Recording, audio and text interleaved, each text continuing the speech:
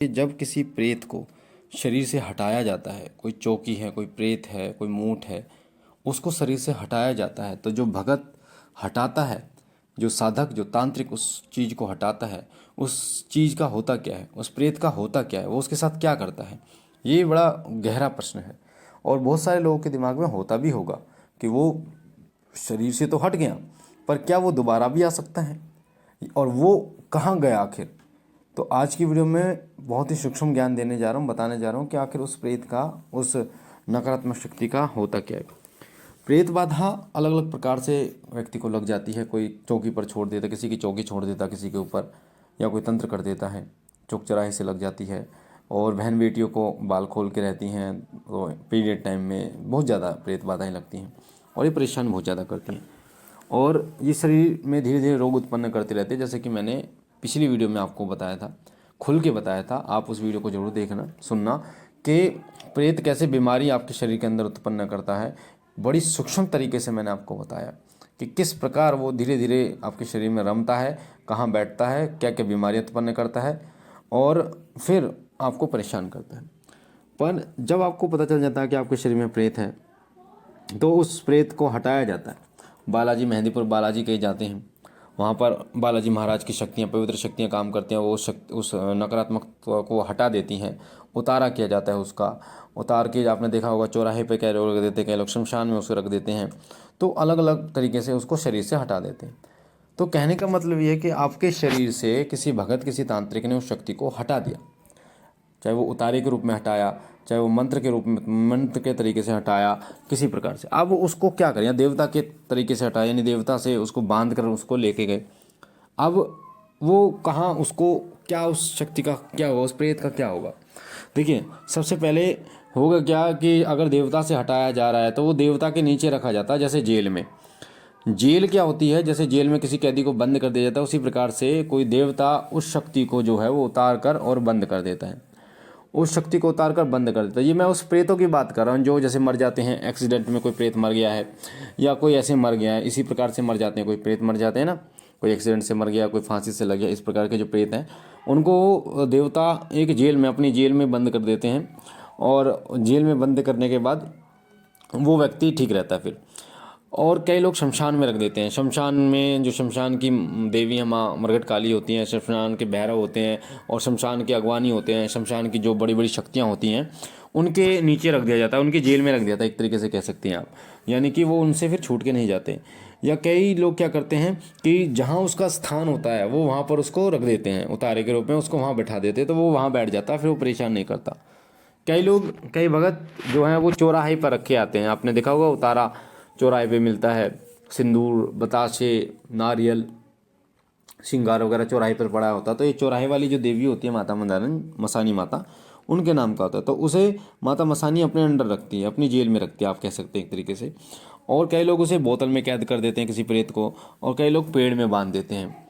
तो इस प्रकार से किसी प्रेत को रखा जाता है। अब ये तो प्रेत की बात हुई। अब अगर बात करें किसी मशान को, किसी जो जैसे मसानी है, किसी के ऊपर मैं कहते हैं मरघट काल का है, किसी के ऊपर मसान होता है, किसी के ऊपर बुलाकी होता है, ये जो चीज़ें होती हैं, नकारात्मक शक्तियाँ होती हैं जो नकारात्मकता में भेजी जाती हैं, यानी कि देव, किसी भगत ने तो सिद्ध कर रखे हैं ये, और भोग प्रसाद पे इनको भेज दे किसी के ऊपर।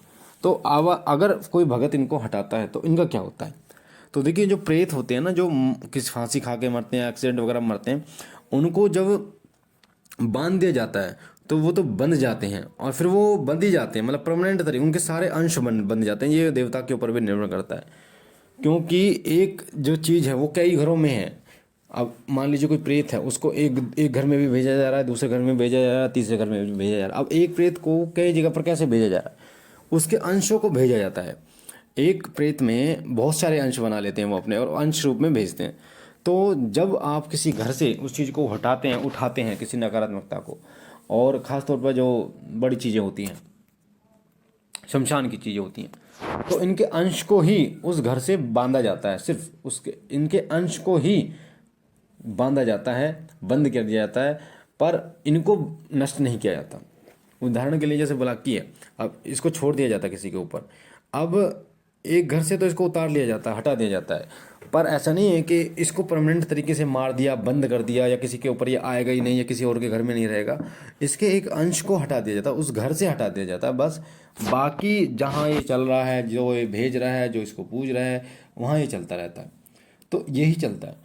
इनको परमानेंट तरीके से नहीं बांधा जा सकता। ये जो बड़ी शक्तियाँ होती हैं, तामसिक रूप में चलती हैं जो, इनको परमानेंट रूप से नहीं बांधा जा सकता। जैसे आप ये सोचें कि इसके जो मंदिर जहाँ बना हुआ है इसको भी बांध दिए जहाँ ये रहता है, तो ये तो ऐसा नहीं होता। तो इसको उतारा जाता है, इसको हटाया जाता है, इसके अंशों को। तो प्रेत और जो बड़ी शक्ति, इनके जो अंश होते हैं ना, इनको हटाया जाता है। अंश हट गया तो ये हट जाते हैं।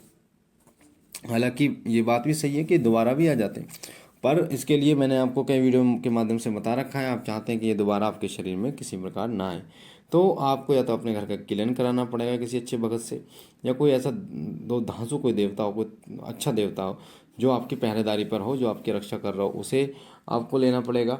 या फिर ऐसा होगा कि आपको जप करना पड़ेगा, बहुत ज़्यादा मात्रा में जप करना पड़ेगा, जिससे कि उस जप की पावर ये हो कि कोई नकारात्मक शक्ति आपके घर में प्रवेश ना करे। और अगर आप जप करोगे तो फिर आपको ही प्रोटेक्ट करेगी, आपको सुरक्षा प्रदान करेगी।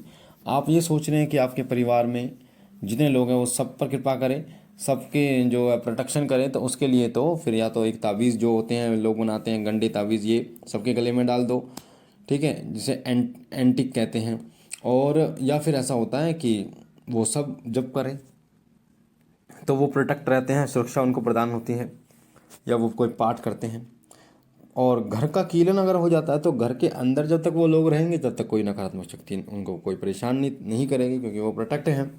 जैसे पानी में या समुद्र में नाव के ऊपर जब तक आप हो, जब तक आप नहीं डूबोगे, जब तक आपको मतलब कोई क्षति नहीं होगी, कोई नुकसान नहीं होगा। पर अगर आप नाव से गिर गए समुद्र में तो आप डूब भी सकते हो। अगर आपको तैरना नहीं आता, आपको कोई मछली भी खा सकती है, या इसी प्रकार परेशानी हो सकती है। तो जब तक आपके गले में ताबीज़ है, जब तक आप सुरक्षित हो, जब तक आपका घर कीलन है अंदर हो, तब तक सुरक्षित हो। और अगर घर का कीलन से बाहर निकल गए, कोई प्रोटेक्शन नहीं है, तो आपको परेशानी फिर बढ़ जाएगी, वो दिक्कत फिर आपको पकड़ सकती है।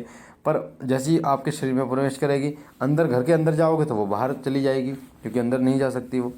तो कहने का मतलब है कि आपको अगर परमानेंट प्रोटेक्शन चाहिए, तो जब सबसे परमानेंट प्रोटेक्शन है, पूजा पाठ सबसे परमानेंट प्रोटेक्शन है। और ज़रूरी ये है कि जो देव जागृत है उनकी ज़्यादा आप करते हैं तो बहुत जल्दी वो आपके पर कृपा करते हैं। जागृत देव का मतलब होता है, जैसे जागृत देव में गुरु गोरखनाथ जी महाराज हैं, बालाजी सरकार हैं, माता काली, भैरव, ये जागृत देवता हैं, बहुत जल्दी कृपा करते हैं, बहुत जल्दी इनके अंश आपको प्राप्त होते हैं, इनकी ऊर्जा आपको प्राप्त होती है। बाबा त्रिलोक भारती हैं। तो इन संतों की, इन महापुरुषों की, इन देवताओं की पूजा करने से बहुत जल्दी प्रोटेक्शन आपको मिलते हैं। तो मुझे आशा है जानकारी आपको पसंद आई होगी। पहली बार चैनल पे तो चैनल को लाइक कीजिए, शेयर कीजिए, सब्सक्राइब कीजिए और शिव कृपा परिवार से जुड़िए। मैं बाबा भोलेनाथ से विनती करता हूँ कि बाबा पर कृपा करें, आपके घर परिवार में सुख समृद्धि रखें। और हम मिलते हैं एक नई जानकारी के साथ, तब तक के लिए ओम नमः शिवाय, ओम नमः शिवाय, ओम नमः शिवाय।